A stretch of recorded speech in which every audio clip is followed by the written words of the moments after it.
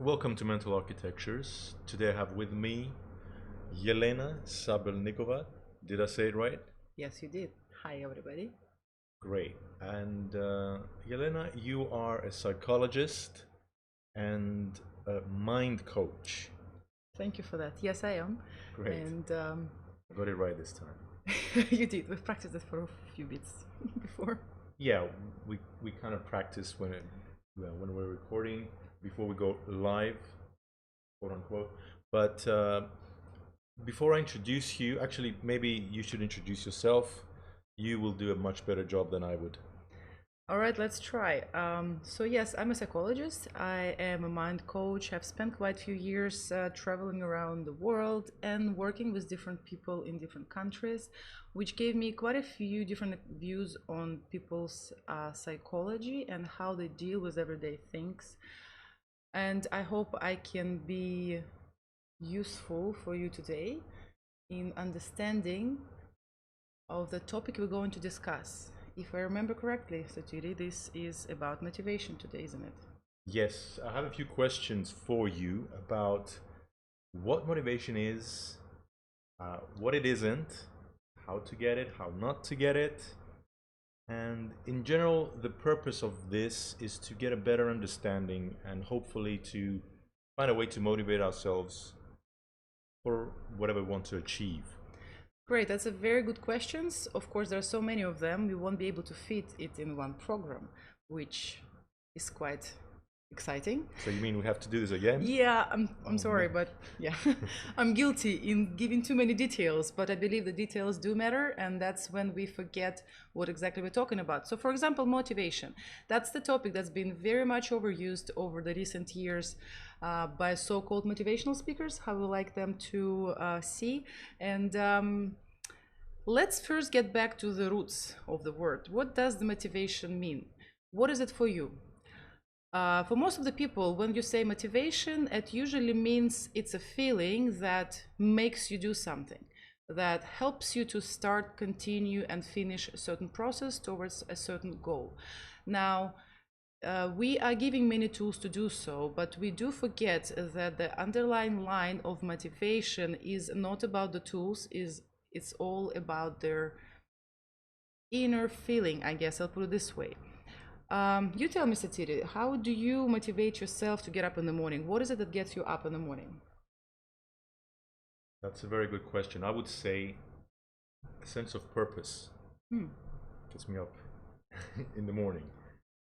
I wouldn't say, I wouldn't call that motivation though. Uh, but that's the point. I'm trying to clarify in my mind where motivation comes from. So maybe it comes from purpose. Maybe it comes from a sense of identity. Mhm. What do you think? Thank you for that. Now we just saw a great example of the person who's been thinking about it, who's been aware of his own feelings and ideas, who has been working on that topic for a while. And that's what I would like you to do, ladies and gentlemen, to think, to be aware, to actually have critical view on things that you hear from outside. Many of us do not know what motivation is. As I mentioned before, we think it's a feeling that will make us do things. We are still expecting a magical pill, a someone or something that will change us, something or someone external that will let us get what we want. But is this even possible? Well, there is bad way, I mean, there are good news and the bad news. So the bad news, no, it's not possible. In general terms, you will never ever feel like doing something difficult, because whatever you want in life, usually it's something worthy, something bigger than you are, and usually it's something that is not given to you just like that. And it also means that your mind will never ever will feel like doing something difficult by itself. So the good news are there is a much easier way to get things that you want, and they're much simpler than it seems to be for you maybe right now. And the main thing, as I see the motivation, there are like two parts of it. So one part is tools, which we all need, but we need to apply those tools only after you figure out the first part, which is your inside view and inside understanding what and why that you want something that you actually want. So, Satiri, tell me, what is your purpose You just reminded me of the Golden Circle by Simon Sinek. Yeah, I love him. Great Sinek author. or Sinek, I don't know. I just like the pronunciation Yeah. Sinek because it sounds like a cynic. I'm a Could be. cynic as well. So anyway, the Golden Circle goes something like this: you start with your why, then you go with your how, then you find out what your what is. So whatever you do, start with your why. Why are you doing it? And I think that why has to connect with our values, our core values that also define who we are. That's very great definition, and yes, thank you again for that. Because the only way you're able to achieve something significant and lasting in your life, only if you understand your why. None of the motivation, none of the goal achieving can start from how. None of them will last, none of them will you be able to continue reaching until you know your why. But you know, you do need to look inside and ask yourself, what is your why? Because we're living in society, we've been affected and hypnotized by social media. So many of our whys are not ours. They don't belong to us. They've been giving, they've been fed, they've been provided by somebody else from outside. Let's take a very simple example. Okay, I'm simplifying here, but just stay with me. So you want to lose weight. What is your why? What have you been thinking why you want to do it? Most of the times, let's talk about girls, but it's more female issue more often. Oh, really? Well, not really. I know, but I mean, okay, I'm a woman, so I guess I feel more related to that way.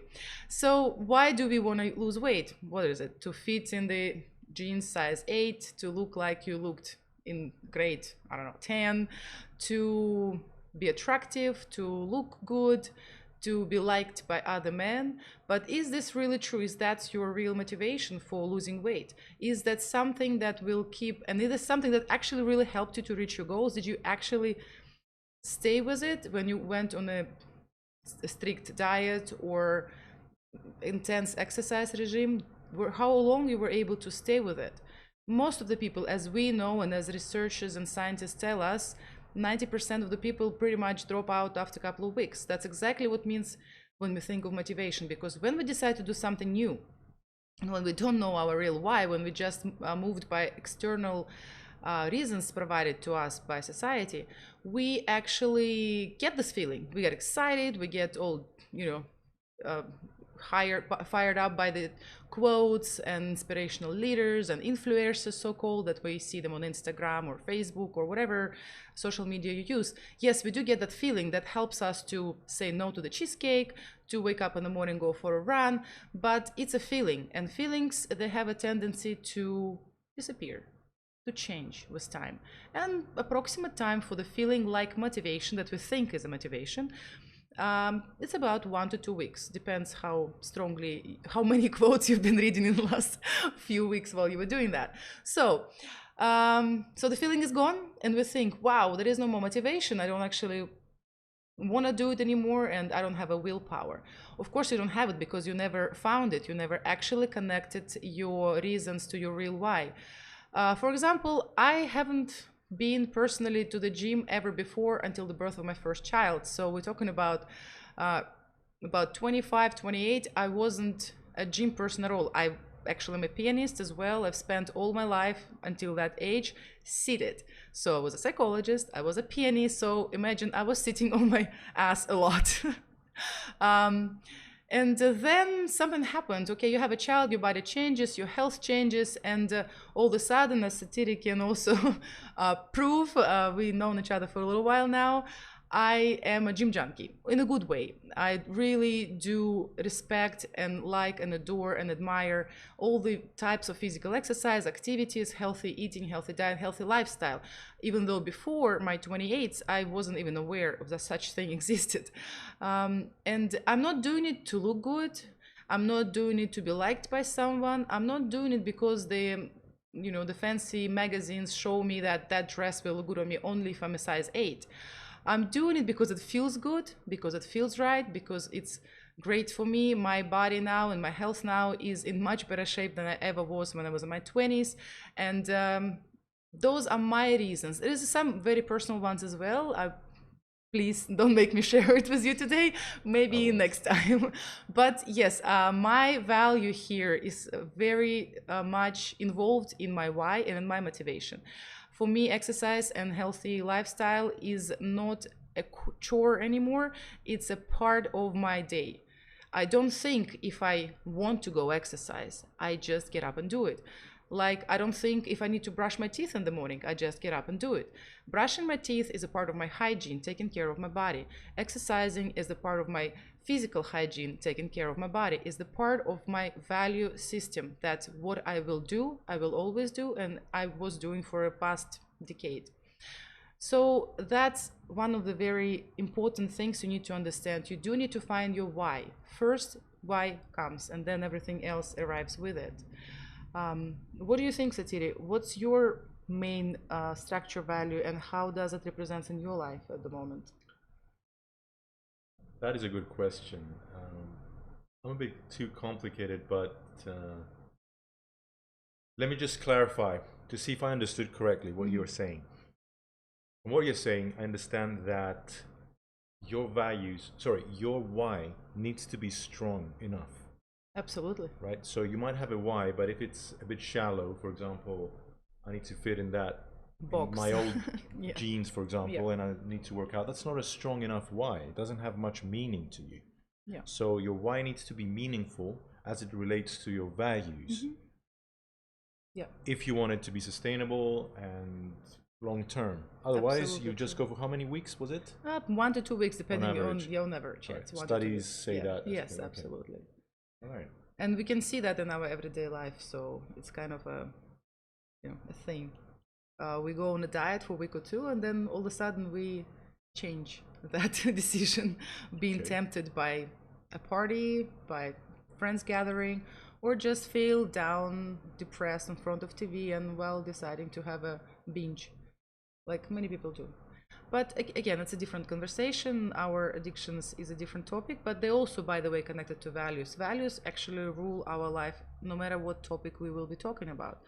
And another thing I would like to touch on here, that's where we start, right? But many times people come, let's say businesses, and ask, how do I motivate my employees?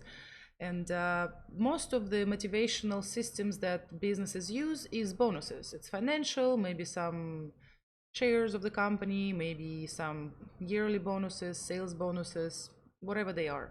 It's all external. All these things are great, but the most funny part that a lot of scientific and psychological studies proved that the more complicated task is, the more creativity it requests from the performer, and the more money you offer for that, the more bonuses you offer for that, the performance drops significantly. I challenge you to go online, I don't know, YouTube, internet, and search a candle problem. That was a very famous experiment with the candle and few other simple pieces that people were asked to arrange certain arrangement with it, and they were offered a certain amount of money for that. And you will see how interesting the motivation and performance fluctuated depending on the amount of money offered. So what they basically discovered by that experiment is that the more complicated and the more task needs to be creative, the money would ruin the performance. If the task had to be only simple, performed pretty much technically, you didn't need to think about it more, yes, then money would affect it and you would perform it better. But you know what, in the modern world, there is such a situation nowadays that machines, robots, and computers took over those tasks from humans. We don't need to do any more simple, repetitive things. Our success in business, in life, personal or any other career situation, completely and totally depends on you being out of the box. Completely and totally depends on your creativity, on your thinking process. And if the company offers you the only motivation is external, if that's something that they try to increase your performance by offering you more money, it actually hinders your creativity, and it actually drops the performance for you. So think about it and see how can you otherwise motivate, and how you can otherwise motivate people in your company is by finding why and giving them this why.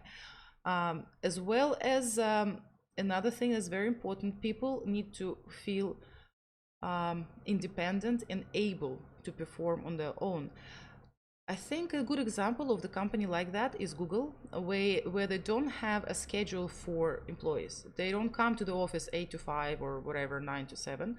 They result-oriented companies. So the people get the task, very creative. You can see how it perfectly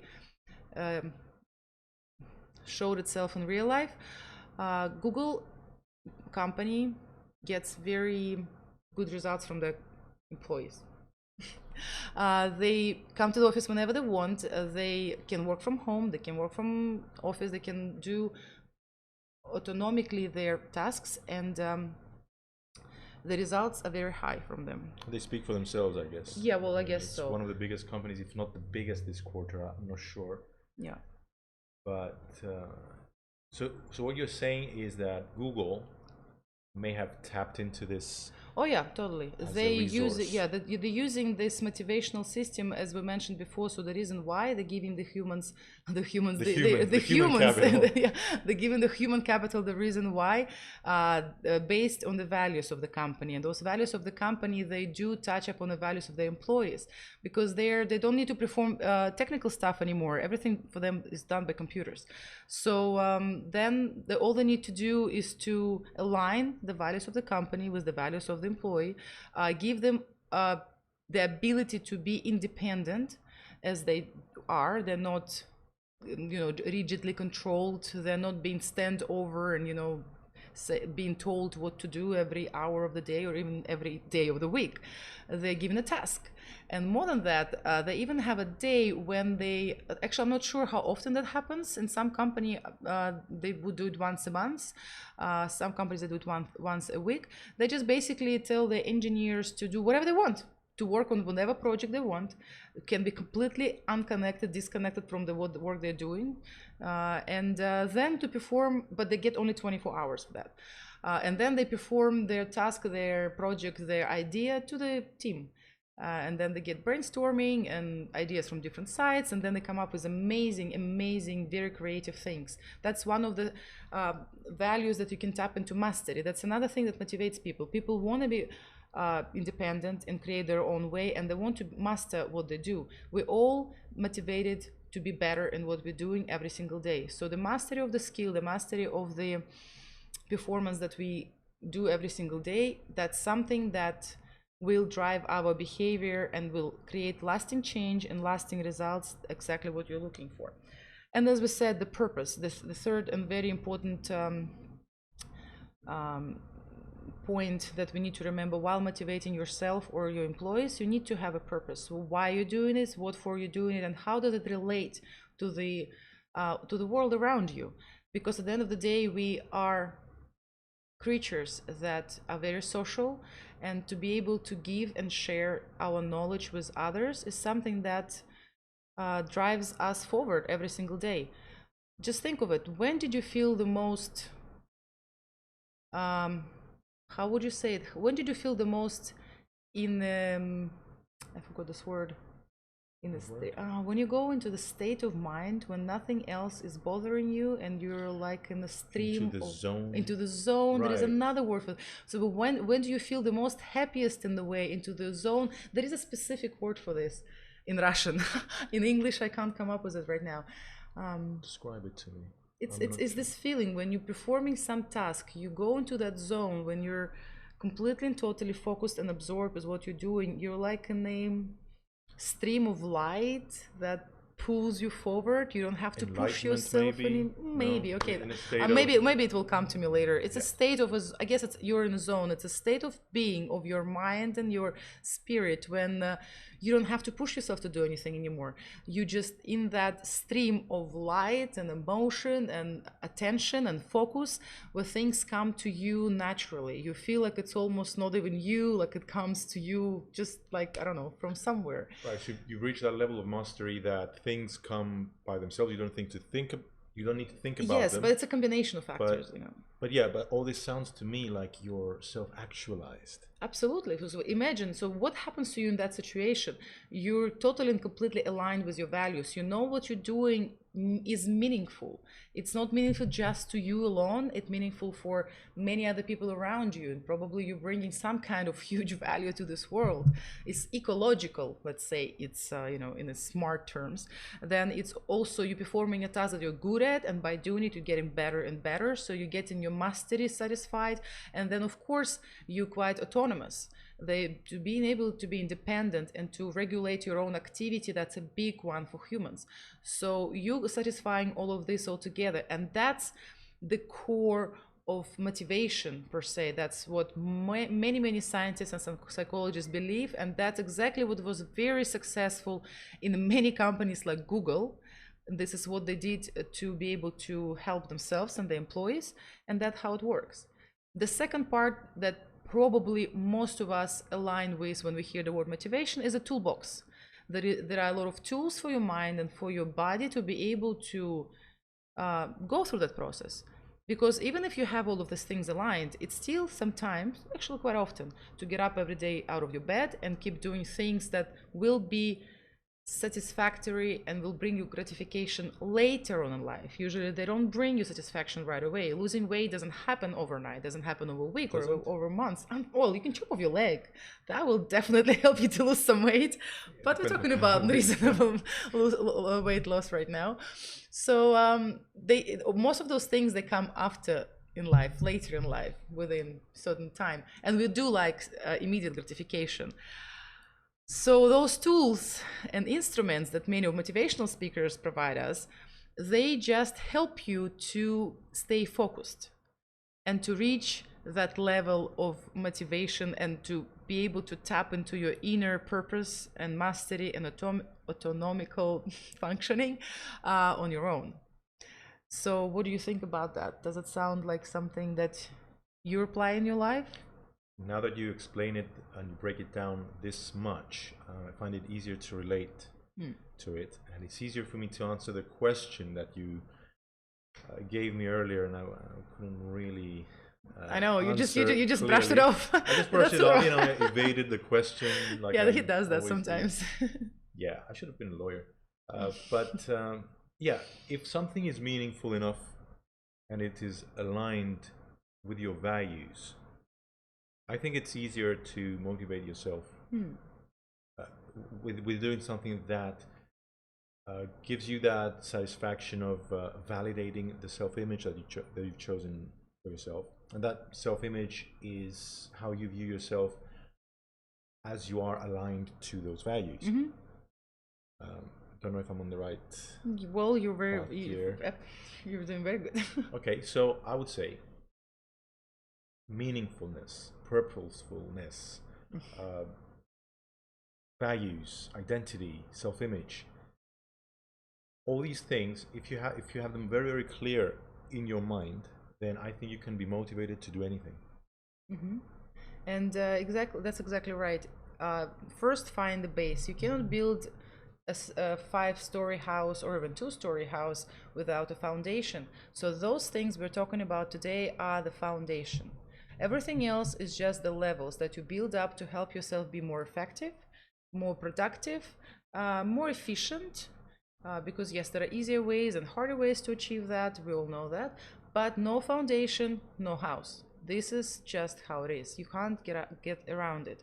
So before you start anything, figure yourself your why, figure yourself your values, and see how that goal aligns with your values, how it's going to be meaningful for you, how it's going to represent itself in your own self-image, in your own self-life, and the life of those who are around you. Because at the end of the day, we do strive for being a good member of society. Let's say it this way. We do want to. Well, not all. We'll talk. Most of us. Most of us. Think are decent. Well, see, I do believe that actually, pretty much all of us, healthy mentally people, they are striving to be able to contribute. The happiest times of our lives are those times when we can help someone and don't expect anything back.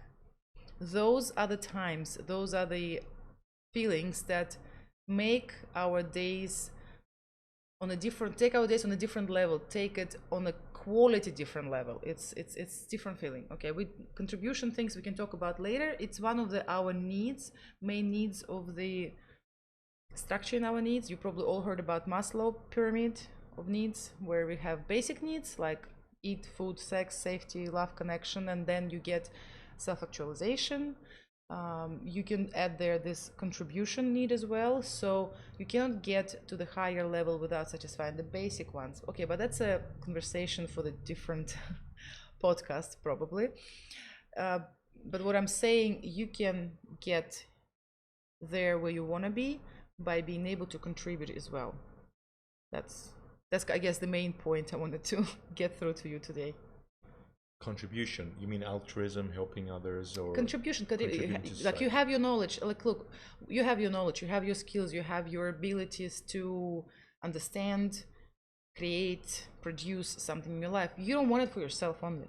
Nothing in life we don't do it for me and me only. Most of the times we feel totally fulfilled and happy, it's when we are able to share it with someone, whether it's your loved ones, if your family, if your wife, husband, friends, relatives, or whether it's a bigger circle. It just depends how far you want to expand. And the more you expand, the more fulfilled you can feel with it. But it also, of course, depends on your values, what your values are and what meaning you put in it. Because the question of meaning is a big one. That's another conversation for another podcast, if that's something in your interest. But yes, contribution is a big part of our value system, of our needs, and the sooner you realize it, the better, because that will make your life much more fulfilled, much more richer, and much more happier in a way at the end of the day. So purpose and meaning is what we want. Yeah. I think we should discuss that one day. The purpose and meaning. The contribution thing that you mentioned earlier. I think that giving to other people is pretty important. But if giving gives us the satisfaction or validation of our self-image, doesn't that make it a little bit selfish? Yeah, well, that's a common conversation about what altruism is. Yes, there are Is there a true altruism though? Well, that's the thing. If you're getting it's a very something out of it? philosophical. Of course, you're always getting out of it. You're getting your own self-image confirmation. You're getting a feeling of pleasure and joy. But isn't it a beautiful need for human to have? Exactly. To feel great while doing something great. Yeah. This is why not? Yes, it's absolutely necessary and fantastic. Yes, we're all selfish. We're at the end of the day, we're selfish animals. But imagine being selfish by being unselfish. How cool is that? How controversial is that? Yeah. And how many arguments we can create and hours of conversations. But at the bottom line, let's be selfish. Let's be selfish through helping others. Exactly. You're spot on. You just I couldn't say it better than that. So basically, you are being selfish by helping others is the best kind of selfish. Exactly. I'm all for it. Okay. I'll think about it. Good. Thinking is good. Thinking is very good process to have. Not always though, because you get paralysis by analysis. True that, but as we said, anything has a double side. There is always two sides of the coin. Just try to find a balance. Let's talk about balance in the next podcast. Okay. Finding a balance, yes. So pretty much we've covered the topic of motivation. And We more or less covered what the it topic is. of foundation of the motivation. Foundation. There is a second part to it, which in everyday actions and everyday process that you need to get where you want to be by choosing certain actions. And that's a different topic, because it's actually full on another hour of presentation to do so. Sign me up. Right, you're signed up. I would love to do that. So any closing remarks? Anything you want to add? No. No, not yet. Cool. Not yet. We can do this again if you want. We can continue on this. It's been very fun. I learned a few things. I validated other things that I think I kind of knew, but you said them in a Doesn't much it better feel way. good to Just get feels validated so by good. someone else Exactly. what you believe in? Okay. That's another part of it. By the way, you want to motivate something, validate their goodness. Just do it. And this Just not too much. Don't stroke their ego okay, too guys, much and we're enable talking them. about the balance here. We're still trying to keep the balance. So there's always a balance to everything. Yes, I would say so. Even the statement I just made, everything. Well, Is there okay, a he's going. is there I don't know, because that's There's a catch. yeah, Always. it's an absolute statement. So if you say that everything's absolute, sorry, if you say everything is subjective, but that statement is not subjective. Why But it's then, not subjective? Because just by someone who's saying it's already subjective. Yeah, but if Is you it- say everything, the word everything is all inclusive. Everything is generalization. It's this figure of speech that we use as So we're it's a speaking. hyperbole. It's Yeah, hyperbole, okay. and it's a part of hypnosis that I guess I'm trying to do a little bit on you guys. There is such a thing as conversational hypnosis that we always fall into, and listening to our political leaders and advertisement and great marketers, they use that a lot. So by the way, just a little tip, by using generalization, you put other humans' minds a bit of in a state when they cannot really understand what you're talking about, and they kind of become more acceptable to your suggestions. Never underestimate the power of suggestions. If you've been suggested many enough times of a certain thought, a certain action, you will eventually do it, and you will think it's your choice. Not necessarily. But that's not a topic about motivation. It's about mental architectures. That is something I really want to talk about. It's basically brainwashing, propaganda, controlling the narrative. It's something I would love to discuss with you. That's a part of that's part of the neurolinguistic programming. They go very deep into those ideas, into actually how you use the language, how you can use the language. Of course, as any tool, as the knife in the hands of the doctor can be a saving tool, and then the knife in the hands of a criminal is a death tool. So it's just a tool.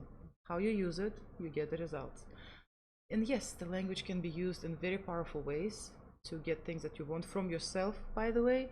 And by the way, the language is one of the tools that you need to be using, need to be aware, and need to be using in motivating yourself in those everyday actions when it's hard, when it's tough, when you're hitting the bottom and you don't know how to move on forward.